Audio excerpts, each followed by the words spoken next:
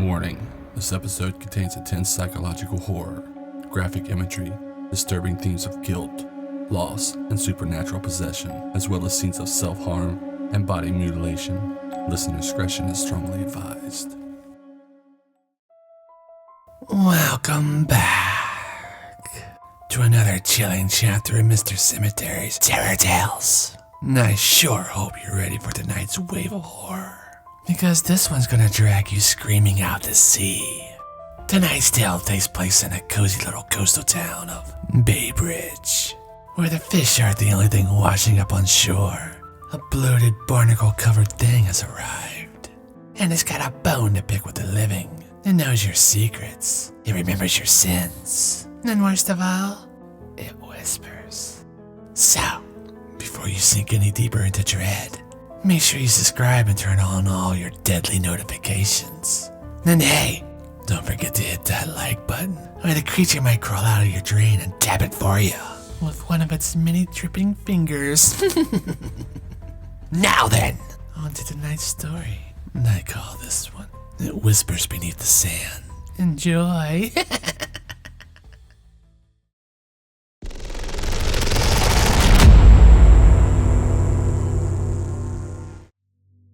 Caleb Fisher was stumbling behind the rustic call after closing time, weaving through the seagrass and fog. He was heading toward the water when he heard something strange. Not the usual crashes of waves, but a slow, heavy sound, like the ocean was clearing his throat. He paused. Down on Baybridge Beach, something massive had washed ashore. A shape tingled in the netting and seaweed, longer than any fishing boat. Its skin was bloated, green, gray, stretched and torn. Bones jutted from its back like rusted hooks. Black cords pulsed beneath its surface, twitching like veins. His chest was split down the middle, like a wound held shut with something rough and fibrous, stitched together like a scar. Then it spoke. And it said, soft and bubbling. He froze. You let her sink. His sister's name echoed in his mind. Her boat, 5 years ago, the storm, the radio crackling. His hands too slow, too unsure. He never told anyone the truth.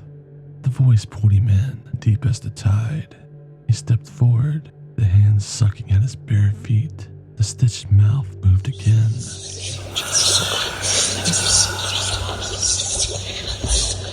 By dawn, Caleb was gone. No signs of a struggle, just footprints leading to the thing and stopping at its chest. The beach was locked down. Coast guards, scientists, hazmat suits. They called it a deep sea anomaly, halted under a tarp, cranes straining under the weight. No one wanted to touch it. No one wanted to look away. Marla Downs watched it all from her duneside porch. She was the night janitor at the weather station. 2 years ago, during a storm, her husband fell overboard. He screamed her name. She didn't move. She didn't lie about that. But she never told the full truth either. That morning, she walked to the beach with a gas mask pressed to her face. The sand felt wrong beneath her boots. Oily and cold, the creature lay still, barnacles breathing on its belly. Then she heard his voice. Marla Jean, you didn't try. She dropped her flashlight. I did. She whispered. The stitched mouth didn't move, but the voice spoke again, deeper, closer. You could have saved me. She didn't remember running home. Hours later, her neighbor found her outside, barefoot in the yard, carving his name into her arm with a piece of broken mirror. She kept saying the same words. I tried.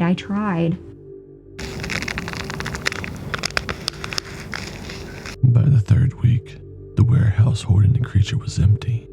No alarms, no video, just a torn tarp and the sound of water dripping from the ceiling. 12 people missing.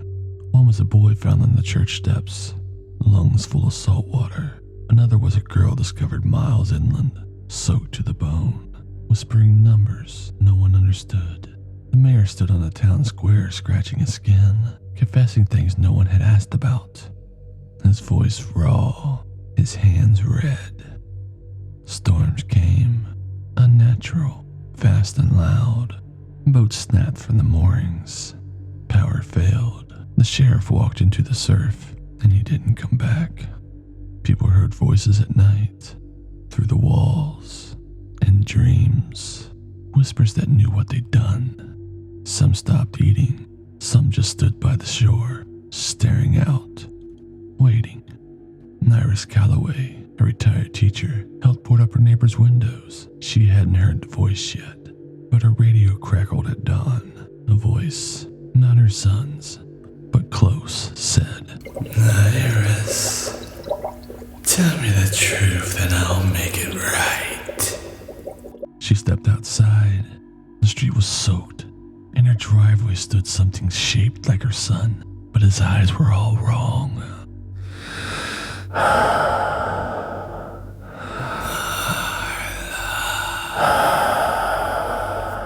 And by the fourth night, the town of Baybridge was silent.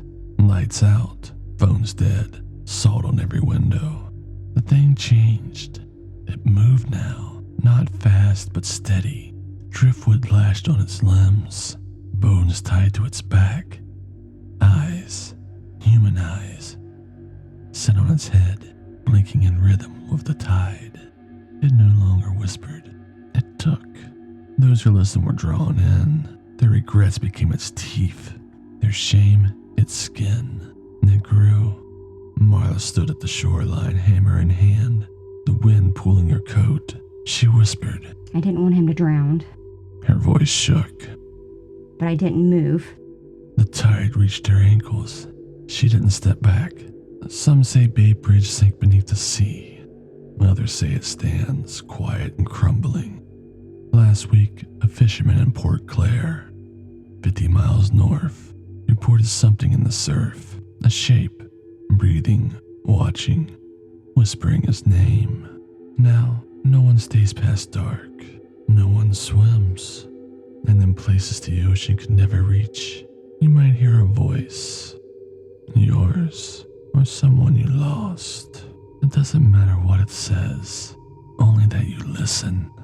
Because once you hear it, it already knows what you did. Well. Wasn't that a sore loser of a story? Poor Baybridge. Guess you could say it got dragged down by the past. Next time, folks, don't bottle up your guilt, or you might end up corked and washed ashore with the rest of the secrets. That bloated beast sure had a bone to settle. Nor 12. If this tale reeled you in, don't keep it to yourself. Share this episode with fellow creeps and creepettes. Let them know what's lurking beneath the surface. And hey, if you're dying to dress like death, be sure to check out our Terror Tales merch. Shirts, stickers, and gear so good it'll leave a mark deeper than Marla's mirror. Don't forget to crawl over to our website too, for updates, twisted tales, and everything Mr. Cemetery. New drops, screens from behind the scenes, and exclusive peeks you won't want to miss. Or you just might end up the star in the next one. Links to this and everything's in the show notes, so go check that out. Next time on Terror Tales, you might want to keep your skin nice and bare for this upcoming tale. A woman in love for tattoos gets more than she bargained for when the ink starts biting back. It's grotesque, it's parasitic, and it's permanent. Before I go, be sure to leave a comment below. Let us know what you thought of tonight's fishy little freak show, and tell us where you would draw the line. Until next time, remember, a secret's like a tide. Sooner or later, it always comes crashing back.